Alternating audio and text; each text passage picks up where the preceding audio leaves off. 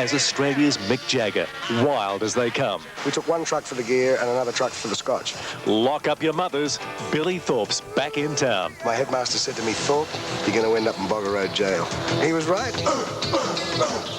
It's a case of lock up your mothers. Billy Thorpe and the Aztecs are back for a grand reunion, riding in on a flood of memories. They were always the group that pushed the edge, a bit wilder than the rest. I caught them in rehearsals, and I must tell you, it was a real buzz to see them in action again after 20 years. Most people I know think that I'm crazy, and I know at times I actually... One of Australia's legendary rock rebels, Billy Thorpe and the Aztecs. If that's my way, you should show it. 20 years on, the hair is shorter and the wrinkles deeper, but the attitude is still the same. It's just very normal again. It's like, it feels like we've been doing it all these years, you know. I haven't played these songs in, God, 20 years, nearly 20 years, you know. But once you start playing them, they all come back.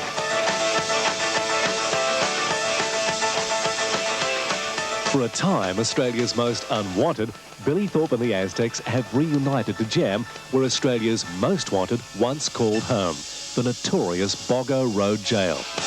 It's funny that I should be playing in Bogger Road, because when I left Salisbury High School to move to Sydney, the year that the Aztecs came together, my headmaster said to me, "Thorpe, you're going to end up in Bogger Road Jail."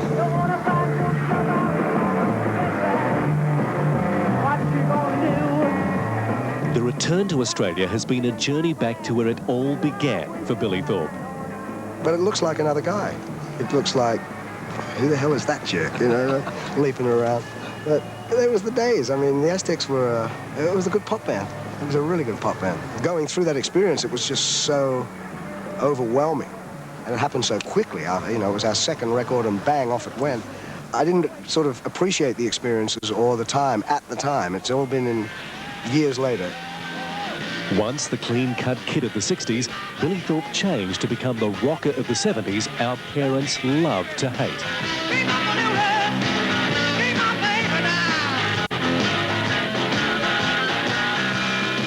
Myths and legends over the years tend to grow pretty awesome, but what was the real truth about the booze and the women and everything else? Are all true.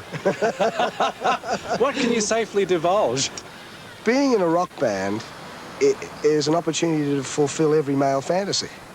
Every night. You know? But yeah, we were hard drinkers. We used to take our own truck out. We took one truck for the gear and another truck for the scotch. And we used to drink Dimple Hague, you know. And it used to get pretty wild, but it was, you know, there was some dope smoking, but it was all innocent stuff. But the straight community obviously took offense to it because it represented the threat of hippiedom taking over, you know. In fact, there wasn't a moment when Billy Thorpe's name wasn't in the headlines. A lot of his time was spent fighting the law. I got locked up a few times, yeah. Yeah, but I mean, it was always for silly things. Like, I got trapped in a lift in Perth for 12 hours, and then when the lift came down, because we tried to climb out through the roof, the hotel manager started abusing me, and so, you know, I hit him on the chin. And unfortunately, there was a cop standing right there, you know. And off I went, and there was TV cameras and everything, so you know, those kinds of things. I mean, it was the folly of youth, you know. Rock historian Glenn A. Baker. For every bit of flack he copped from the established order, he went up many, many notches in the estimation of sort of particularly the young male Aussie mass. And that young male Aussie mass flocked to the hard, bluesy Aztec sound. Just like Thorpe himself, they were bored with the chart-topping, English-driven pop.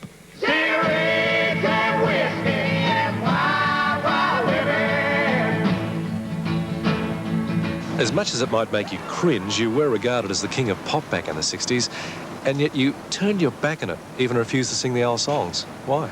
Because I saw myself headed for what was the Leagues clubs in those days. You know, all due respect to Sandy Scott, if he's still around, but I didn't want to be that, you know. I mean, and I could see myself there at 50, you know, with the, you know, Norman Erskine, you know, and I thought, oh, wait a minute, this is not what I want to do, you know. It's almost summer. It's Almost Summer was Billy Thorpe's last hit in this country before he fled to America. Being a famous musician is great, but its downside is that a lot of people don't ever want you to be anything else. I really left to escape Thorpe. All at once came a sound from the inside. Then a beam made of light hit the ground.